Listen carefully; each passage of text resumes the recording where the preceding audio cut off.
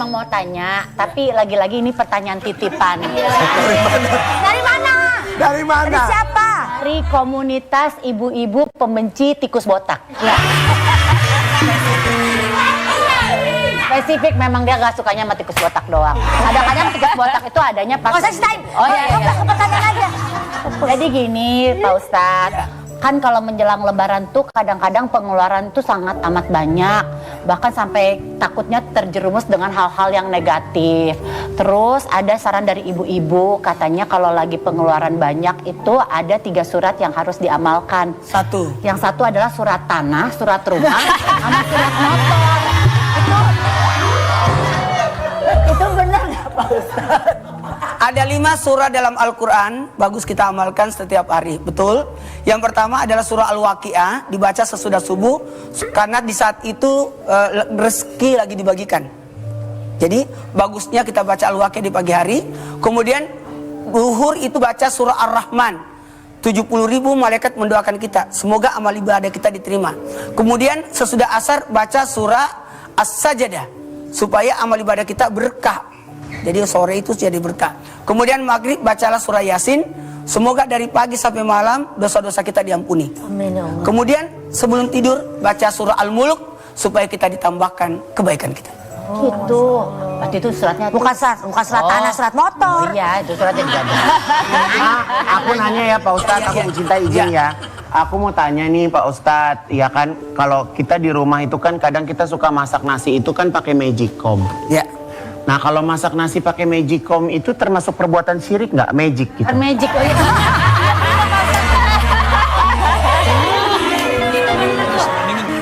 Yang bikin malu ya. Bukan sama magic tuh bener. Jadi gini, syirik ya ada 2 ya, syirik kecil dan syirik besar. Ya. Syirik kecil itu adalah syirik yang mengandalkan kepada manusia. Makanya dia itu pamer itu termasuk syirik, tapi syirik dalam bentuk kecil. Karena dia beribadah bukan karena Allah, tapi karena mau dilihat manusia. Nah, ada syirik yang besar, yakni syirik mempersekutukan Allah, menyembah Allah tapi memakai perantara. Harusnya nggak usah pakai perantara, langsung saja kepada Allah. Nggak usah pakai benda, tapi langsung kepada Allah. Makanya kita tidak dianjurkan untuk menggunakan media untuk penyembahan kepada Allah, tapi langsung menghadap kepada Allah. Apalagi di bulan Ramadan ini, kita langsung itikaf, mohon kepada Allah. Pak Ustadz, aku mau tanya nih Pak Ustadz, kan segala perbuatan baik amal buruk kita semuanya dicatat malaikat dan dipertanggungjawabkan ya di hari akhir nanti Pak Ustadz. Ketika amal baik dan buruk kita ditimbang, apakah timbangan yang digunakan itu timbangan duduk atau timbangan digital Pak Ustadz? Atau itu Pak Ustadz timbangan kain yang kayak di posyandu. Bagaimana Ustadz mohon Gini, pencerahan? mizan itu timbangan. Disebutkan karena kita akan melewati 7 rintangan sebelum masuk surga. Kita akan melewati 7 rintangan ini. Mati, kuburan, kebangkitan, pada masar, timbangan, pembagian catatan amal dan titian siratal mustaqim. 7 rintangan inilah yang harus kita lewati sebelum masuk ke dalam surga. Makanya mati itu proses. Mati, kuburan itu pemeriksaan. Jadi diperiksa dulu. Mati, kuburan, kebangkitan. Yauma yumpa'una fi sururi fataktuna wajah. Manusia akan dibangkitkan sesuai amal perbuatannya. Kemudian mati, kuburan, kebangkitan pada masar. Pada masar itu persidangan. Kemudian ditimbang yang mana banyak baiknya atau buruknya. Mudah-mudahan kebaikan kita ini lebih banyak. Makanya kita ini beruntung berada di bulan suci Ramadan, menutup 11 bulan yang lewat itu. Masya Allah. Jadi ini luar biasa. Ya. Kemudian setelah itu pembagian catatan amal, kemudian titian siratal mustaqim. Titian siratal mustaqim itu dibentangkan di atas neraka. Jadi siapa yang tidak lolos jatuhnya langsung pintu neraka. Pak Ustadz, punten. Ya. Ini kan kecil-kecil gini kan saya juga udah nikah ya Pak Ustadz ya. Nggak ngasih tahu aja. Kan perempuan itu kan pasti ada waktu dia kotornya, hadasnya, ada hadasnya gitu. Nah kan kita diharuskan mandi wajib. Mandi wajib. Mandi wajib kan pakai air yang mengalir. Iya. Kalau air tidak ada, boleh nggak mandi wajib diganti sama mandi bola?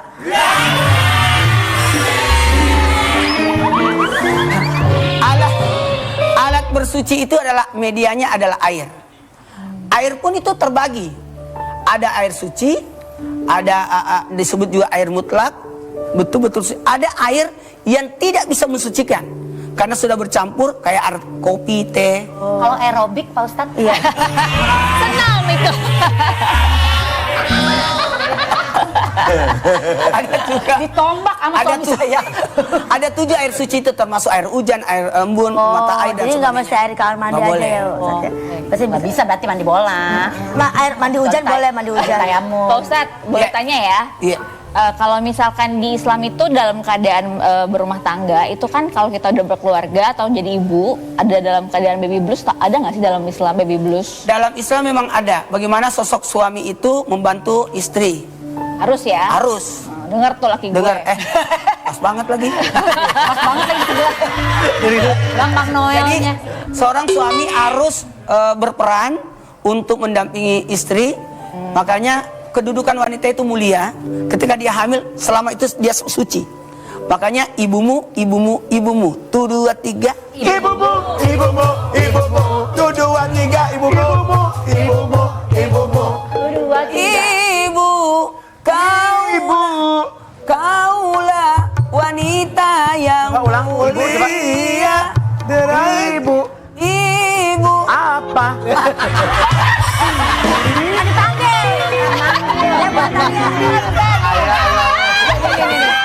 Pertanyaannya nyambung nih ya, sebagai seorang ibu nih. Seorang ibu. Nah, sebagai seorang ibu yang pernah kehilangan anak, itu kan ada rasa selalu ingat gitu, selalu sedih gitu ya. Nih, Kak Nazar juga baru kehilangan ayahnya. Itu pasti ingat. Apalagi saya sudah 2 tahun tapi masih ingat terus. Apakah itu bentuk perilaku tidak ikhlas gitu? Atau takutnya begini, takutnya ini memberatkan yang meninggal gitu loh Tan. Menangis boleh. Mengingat boleh. Yang tidak boleh dalam Islam adalah meratap. Kita sedih kehilangan anak, tapi ketahuilah yang paling sedih adalah almarhum. Kita ini mungkin ingatnya nanti pada satu momen dan sebagainya, tapi beliau itu tiap saat melihat kita. Makanya di malam takbiran, Allahu Akbar, Allahu Akbar, Allah, semua penghuni kubur nangis. Makanya dianjurkan di hari Lebaran sebisa mungkin datanglah ziarah kubur. 2 tahun, apa yang dikenang? Semuanya dari semenjak kecil, Apa? dari semenjak lahir. Akhirnya itu kan sulit dari semenjak lahir. Ya. Tapi begitu indahnya pada saat dia meninggal gitu ya. Itu perjalanannya semua termunculkan kembali gitu setiap saat. Jadi kalau ketika saya ketemu dengan orang atau lihat momen tertentu itu selalu muncul tiba-tiba gitu. Dan itu kadang-kadang langsung ke hati gitu. Dan ibu Salah satu yang menyebabkan anak itu masuk surga, ingat ya, 2 manusia yang tidak akan masuk surga, tidak akan mencium baunya surga. Yang pertama adalah anak yang belum dimaafkan sama orang tua. Anak yang meninggal lebih dahulu daripada orang tua, itu peluang masuk surga luar biasa. Apa yang dirindukan? Salah satunya, kalau momen Ramadan seperti ini, Kita sahur bersama. Itu yang paling dirindukan. coba ungkapkan perasaannya. Iya. Jadi setiap Ramadan itu saya datang ke kamarnya AA. Saya bangunin dia. Itu kalau susah saya peluk dia. Kadang-kadang AA saya cubit-cubit ininya apa ujung jarinya gitu ya. Itu kayaknya itu terkenang terus gitu. Jadi di masa Ramadan seperti ini momen-momen itu. Jadi saya merindukan. Saya tuh kok rindu ya membangunkan anak-anak untuk sahur bersama gitu. Seperti itu. Coba ngomong seandainya ada beliau ada di sini. AA, Iya. Mama rindu. AA, doakan Mama. Satu saat kita bisa bersama. Satu saat Mama punya kesempatan untuk membangunkan AA kembali. Ayo doakan, yuk kita sama-sama angkat tangan kita berdoa. Allahumma firlahu wa afi wa wan ajarakallahu fi ma ataita ajarakallahu fi ma abqaita ajarakallahu katahura. Apapun yang dilakukan almarhum dikala hidup berikanlah pahala ya Allah. Dan apapun yang tertinggal dari apa yang sudah ditinggalkannya, keluarga yang mencintainya, sahabatnya, dan semua yang beliau cintai dan yang dicintai oleh beliau, yang mencintai beliau, ya Allah berikanlah keberkahan. Amin, amin ya rabbal alamin.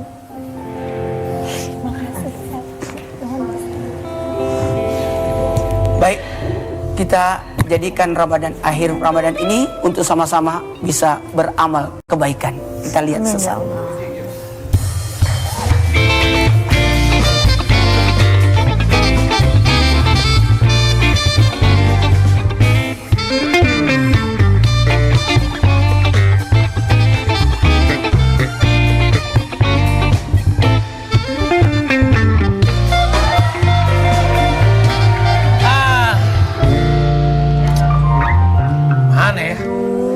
Kenapa sih, Arafi? Kok kelihatannya kayak sebel gitu mukanya? Kenapa sih, A? Bukan, aku tuh gimana sih Igun, kamu tahu dong. Kenapa tuh? Dititipin studio ini malah dijadiin butik sama dia kemarin. terus? Iya walaupun bener sih bajunya bagus-bagus. Tapi kan ya inspirasi dari tren warna Ramadan dari Nippon Paint sama kayak studio ini juga nih, warnanya juga. Gitu, ini warna ini nih terinspirasi dari tren warna Ramadan Nippon Paint. Tepatnya tema Fine Renewal, itu dia. Sabar, A, sabar. Yang penting kan customer nggak ada yang komplain kan, A? Iya emang nggak ada sih, soalnya kan customer aku itu udah pada pinter semua, nggak banyak nanya semuanya. Nih contoh ya, kalau mereka mau ngechat, pasti langsung pilih chat Nippon Paint yang best in class. Terus tentang tips pengecatan, pasti mereka langsung buka Instagramnya @nipponpaintindo. Nah kalau mereka mau cari inspirasi warna ruangan, tinggal buka di colorskim.id. Nah customer aku juga udah tahu kalau mau cari cat Nippon Paint, tinggal langsung datang ke toko bangunan terdekat atau marketplace kesayangan. Dan kalau mereka masih bingung juga, gampang. Tinggal hubungin Nippon Paint di 0811 123 83 028 atau tinggal buka websitenya aja ramadan.nipponpaint.id. Udahlah, semua orang udah tahu itu.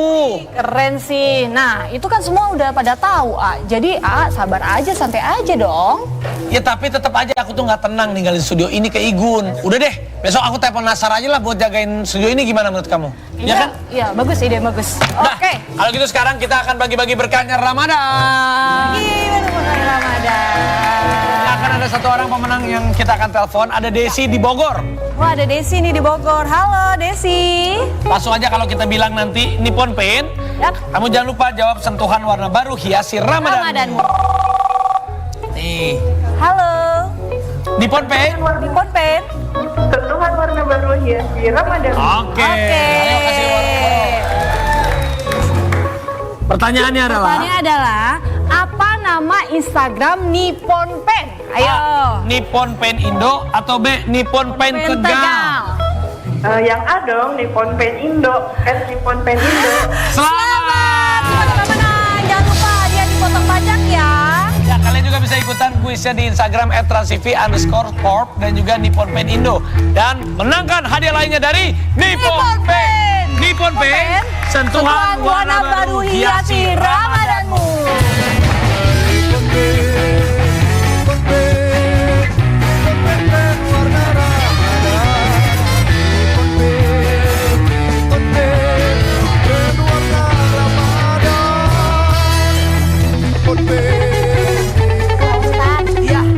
Tadi kan sempat Pak Ustadz bilang soal sirik tuh ada yang sirik besar sama sirik kecil. Nah, kalau sirik kecil aku tahu. Apa itu? Sirik. Itu ngomongnya pelan kiri. Yang kecil. Ustadz kalau ngomongin sirik kan sekarang kalau misalnya berhari raya itu kan ada yang satu keluarga berhari raya dengan kemewahan. Oke. Aku tuh pengen dong Pak Ustadz kasih ya, siapa tahu nih ada pegawai aku yang nonton ya. Terkadang aku tuh selalu ngajarin pegawai-pegawaiku berlebaranlah yang cukup. Jadi berlebaran itu bukan euforia menghabiskan semua pendapatan kita hanya untuk hari itu, tapi kita harus pikirin setelah lebaran masih ada hari. Benar. Nah coba Pak Ustadz ingetin. Iya benar, banyak banget begitu Pak Ustadz. Ada 3 yang harus diingatkan kepada kita semua di hari lebaran itu harus. Yang pertama, lihat kemuliaannya itu sendiri. Fitrah itu kembali kepada suci, bukan mubazir di situ, bukan mengambur-amburkan harta di situ. Sehingga mohon maaf, bukan namanya mensyukuri, tapi membuang-buang harta yang dalam artian harusnya dia meningkat. Sawal itu artinya meningkat. Apa artinya meningkat? Harusnya bertambah kebaikannya, bertambah kemuliaannya. Kemudian yang kedua, optimalkan ibadah kita. Ramadan kita bukan penyembah Ramadan, tapi kita penyembah Allah. Ramadan udah pergi, tapi Allah masih ada. Itu yang paling penting. Dan yang ketiga, renungkan ini. Betapa banyak dosa-dosa kita, itu yang harus dipikirkan. Betul? Iya, jangan kasbon yang dipikirin habis lebaran. Seringnya pada kasbon nih. Udah-udahannya. Salah satu orang yang mendapatkan zakat adalah orang yang banyak kasbonnya. Yuk kita bagikan. Let's go.